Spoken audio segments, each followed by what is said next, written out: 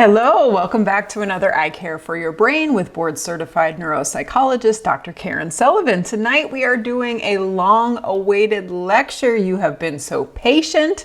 This is about my decision about taking a statin or not. How did all of my natural interventions work out? Tonight I'm going to update all of you. My original lecture on statins was the second most popular one we have ever had here on YouTube with almost 500,000 views. Our gabapentin one is our most popular video with over 1 million, which is really amazing. As I said in that video, statins create a reaction in people like no other, and that lecture followed suit. I had more let's just say strong reactions to the information in that lecture than probably in any other one that I have done. If you watch that lecture, you are a lot more educated about cholesterol, LDL, HDL, statins, and I encourage you, if you're interested in this, to go back. I'll do a little recap today, but basically the end point of that lecture was that I have some pretty clear, specific cardiac risk factors that are more concerning to me as I'm getting a little bit older, and that I had been given a prescription for 5 milligrams of Crestor or Rosuvastatin, and I was really torn about what to do because I too hear a lot of complaints about memory, increased worry for dementia.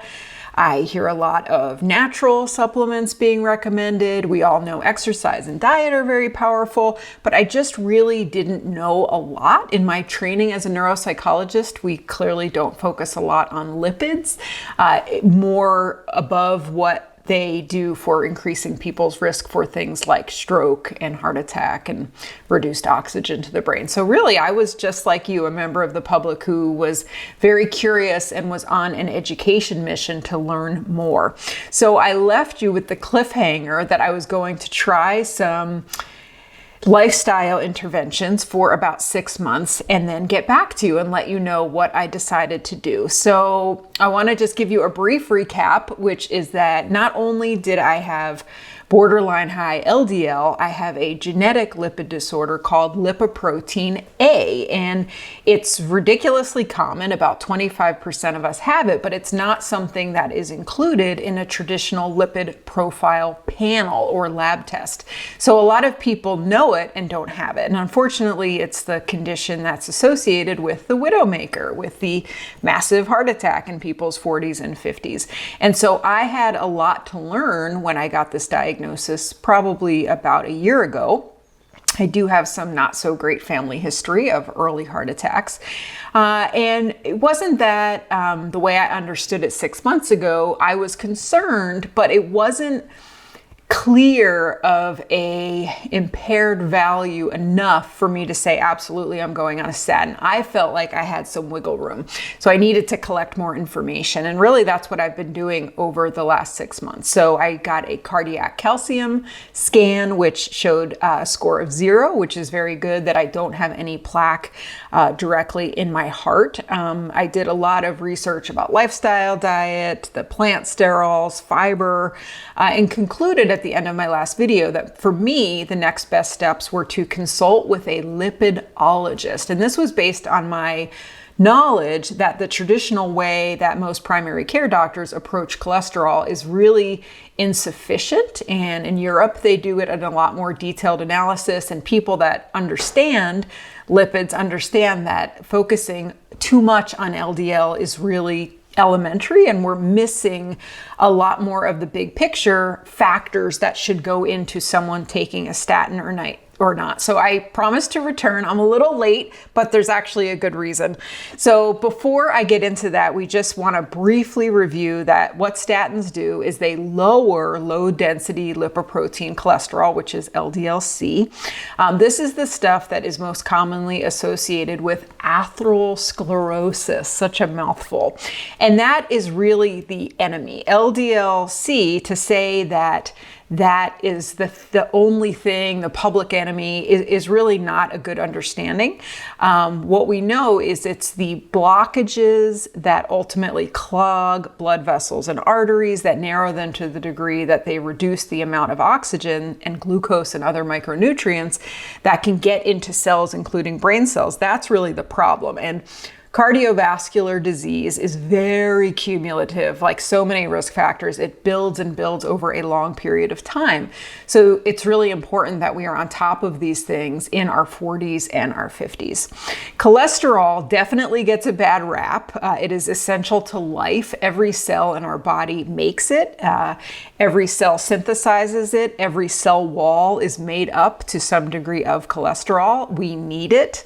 It is the main ingredient in the cell membranes. It's what really gives cells structure and helps them to be flexible and take micronutrients in and out. It is an essential building block of so many things, specifically hormones like estrogen, testosterone, cholesterol, essential for the synthesis of vitamin D, the creation of bile acids that help us break down fat, and the transport of many molecules across the cell wall, including glucose and antioxidants across the membrane channels.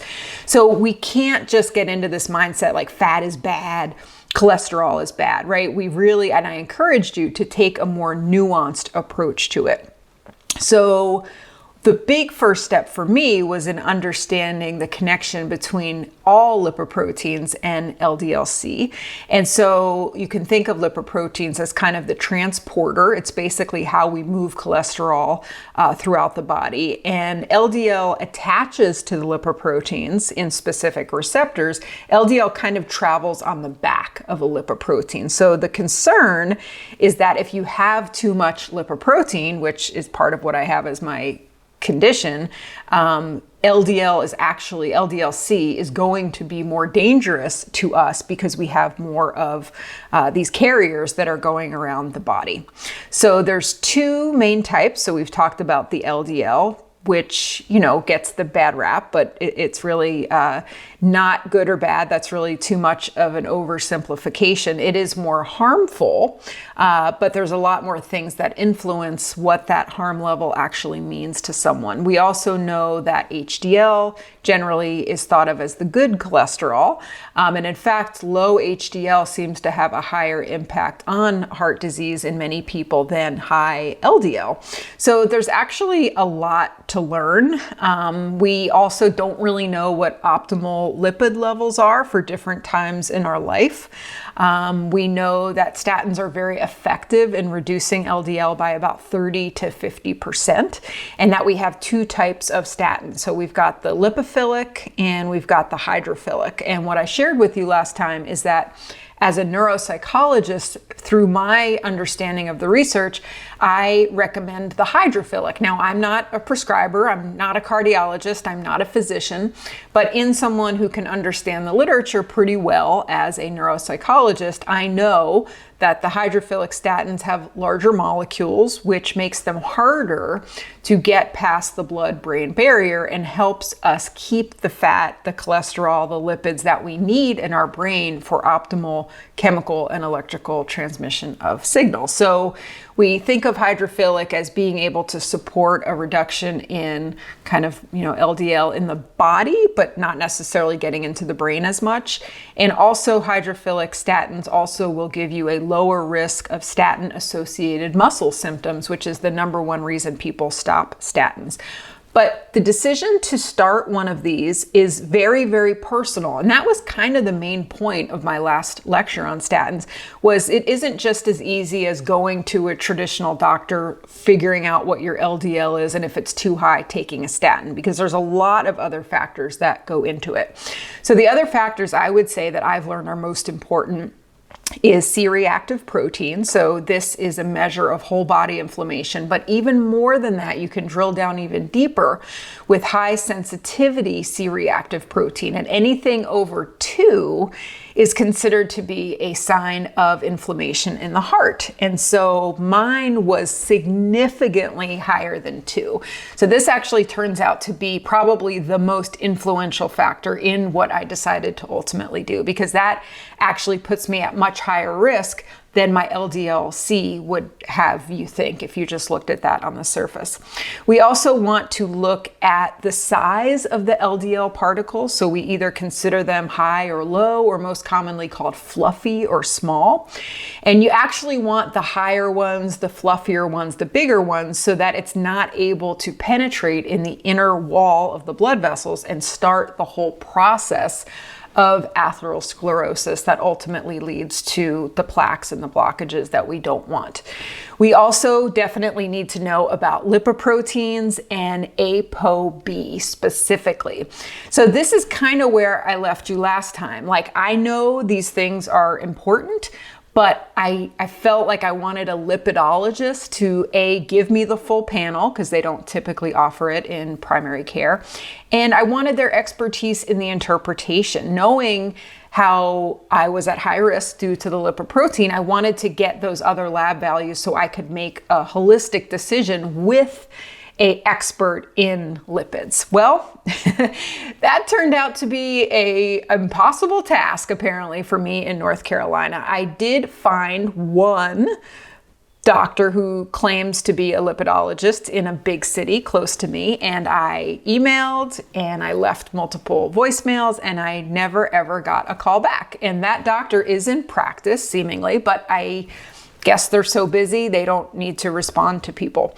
So what did I do? I had to come up with a plan B. So my plan B was to try to find a functional doctor in my area that would offer more of a full lipid panel and look beyond the LDL or the HDL. And while I was doing that, I decided to really commit to those lifestyle changes that I told you about last time. So I immediately began doing more exercise classes and working really hard to change my diet. I went to a nutritionist and I made some pretty significant changes. It's not been perfect. I was really motivated the first maybe 4 months, and the last few months with summer and vacations. And, you know, I talk to you all about super personal stuff, and not that I want all my personal stuff out there, but the truth is I'm also not going to pretend like I'm perfect. And even though I know all of these things are for my health, you know, I'm human just like you. And so sometimes we just slip in our good habits. And I'm going to confess that has definitely happened to me. But I will tell you, I'm still better than I was before. So I finally find the functional doctor. I go to the lab draw early one morning, and I'm super excited. And they take my blood and they casually say, "Now, surely you fasted this morning?" And I said, "No, nobody ever mentioned that." So that whole blood draw was not going to be interpretable. So I had to get rescheduled, which took another month or so. And took a little while for the test to come back as well. So just that process of trying to get my labs done was probably 2 to 3.5 months, which was definitely frustrating. And so in the meantime, I had kind of this time and motivation to look into supplements. I'm not really impressed with a lot of supplements, as many of you know, and it's probably the biggest hate I get on YouTube is there's a lot of people who feel very passionate about supplements. I just have a lot of concern about the reliability of the ingredients, the lack of FDA oversight, the claims being really, really extreme in terms of curing, you know, dementia, totally reducing risk of things like heart disease. I just often find that they promise a lot more than they can offer. And even though I have recently found a supplement company that I feel like alleviates a lot of my concerns, it's not something that I would just really casually take. So if I didn't have the plan in place with the lipid profile, I probably would have tried a trial. The only one I feel like at least has a little bit of support is red yeast rice. But I knew I was getting my lab back, and I maybe was going to start the statin, so I didn't want to throw a monkey wrench into that. I looked into plant sterols, and last time I was here with you, I showed you a little packet of gummies that I had bought. Some studies are of pretty poor quality and put out by the manufacturers of the gummies, so I discount those. I did find a few that seem to be more objective, and what they talk about is plant sterols can reduce LDL cholesterol by about 8 to 14%. But a lot of the reports also said this has typically been proven in foods and not supplements. So many of the industry-sponsored research studies are out there are in what we call pay-to-print journals, where basically they're kind of self-aggrandizing and, not very objective. So I did more research into what fruits and vegetables, whole grains, nuts, and dairy would give me more of these plant sterols. And the idea is that they're bioactive compounds that stop cholesterol absorption. Now, part of that is based on this idea that what we eat has a big influence on our cholesterol levels. And that was one of the things that was kind of shocking to me in my research is I think it's really the opposite. I think your genetics for lipoprotein are what kind of start you off on your cholesterol journey, and then dietary cholesterol taking in is probably 10 to 15% of the matter. It's a lot more to do with how much cholesterol your body naturally makes and how much it can naturally reabsorb. And so I think it's a little bit more hardwired than I appreciated in the beginning. But nonetheless, 15% of influence is pretty significant. And so this is where I met with the nutritionist, and what we came up with was that I was going to add flaxseed to my yogurt every morning, which I have done. I was going to take fiber a little bit more serious. Fiber is really helpful in kind of grabbing up dietary cholesterol, which reduces its ability to absorb and then go into the bloodstream. Simple things like even like Metamucil, like I know people put that in their coffee in the morning. It doesn't really have a taste, but it has been shown to reduce LDL-C in well-controlled intervention studies. So I did a little bit of that. Beans turned out to be one of their number one recommendations. So peas, lentils, beans have pretty significant power because of their combination of fiber and protein. They're also very cheap and affordable and easy to make. So I made much more of an effort to get those things in my everyday diet, and also focused a lot more on eating healthy fats. So a lot more avocados, a lot more walnuts, almonds, switched almost exclusively to olive oil and the flaxseed, like I said. I worked really, really hard to I really wanted to eliminate all trans fats, and I've probably done it by like 60% in a bad week to maybe 80% in a good week. So this is, French fries, anything that comes in a box. These things are really bad for inflammation and increasing cholesterol. So a couple basic changes I've made is I don't just automatically say, yes, I'll have fries on the side. If I order something, I now have gotten in the habit of saying a salad. And even though it's just a small improvement, I think it just is helpful. I'm more thoughtful about fried things and what I'm putting into my body. So, okay, all of that. I'm really motivated. I'm doing all my lifestyle stuff. Then I finally get my lab results back, right? Which is a much more extensive panel. I now know my particle size. I know all aspects of my LDL. I know my C-reactive protein, my high sensitivity C-reactive protein. And my lab results were really quite clear. A lot of my interpretive colors were bright red, significant, okay? The more cuspy, the more yellow you're getting back, the more difficult the interpretation is going to be. But my results were very clear to me that I really do need to be on a statin.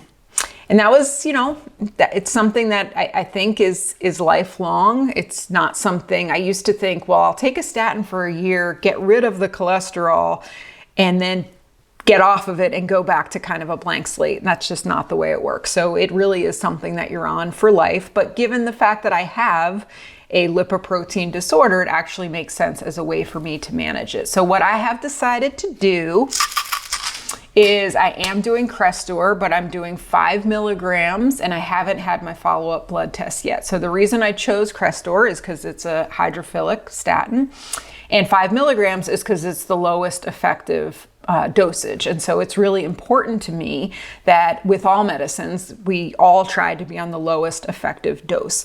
So what I'm anticipating is that I'll have maybe a 25% reduction in my risk of having a heart attack or stroke in my life because of my personal profile. If you have more cuspy labs, I think the lifestyle changes are going to be more helpful to you. But for me, because of how elevated my C-reactive protein was and the size of my particles was also pretty concerning to me, those two things together, when I think about wanting to live a long life of high quality, made it very clear to me that a statin was the right choice for me. So there you have it. I am also supplementing with CoQ10, 200 milligrams a day. I'm still keeping up with the lifestyle stuff, especially the fiber, and trying to make sure I'm eating more healthy fats. The CoQ10 is because every cell in the body needs this to help generate energy. It's what the mitochondria, the powerhouses of the cell, really need for fuel. And when we take a statin, yes, it lowers the LDL, but it also lowers this coenzyme Q10. So it was really important to me that I supplement with that. It's also pretty clear that it's that lowering of the coenzyme Q10 that results in muscle tissue damage. And I already was a little concerned about achiness, so I didn't want to add that in. It's been about a month, maybe 4 weeks since I've been on Crestor, and I haven't had any problems whatsoever. So like I said at the beginning of all of this, this info is intended to improve your ability to have an informed conversation with your provider. When we join together with our medical partners, we get better health outcomes. The more active participants we are in our own healthcare, the better experience we're going to have. But my story actually underscores the fact that you have to be able to locate one of these healthcare experts. And I know many of you who follow me find this challenge within the brain health community. And so I'm kind of having a parallel experience, but in the heart health world. I am hopeful that by our increasing acceptance of telehealth, that we will all be able to be more well cared for by connecting us to specialists that are usually out of our reach. So that's the big conclusion. I'm on the Crestor, but I'm also doing everything else. I'm not acting as if the statin is going to do all the work for me. I feel a lot more well informed. I think there's a lot of noise in the kind of cholesterol statin space, probably because there's a lot of products that claim to help. I find the more someone's trying to sell you something, the more passionate they are about their unique perspective. And part of why I'm here with you is I try really hard to be an objective consumer of science and healthcare news, and then regurgitate it to you in a way that's hopefully more accessible. So if you appreciate this style, I would love to have you as a subscriber here. Please let me know what you think. Don't hate on me too much because I decided to do the Crestor. These things are personal decisions, and you know, the more we talk about it, I think the more we're going to recognize that we each have to do what is uniquely helpful to us. One size does not fit all. Thank you guys so much. I'll see you next time. Bye.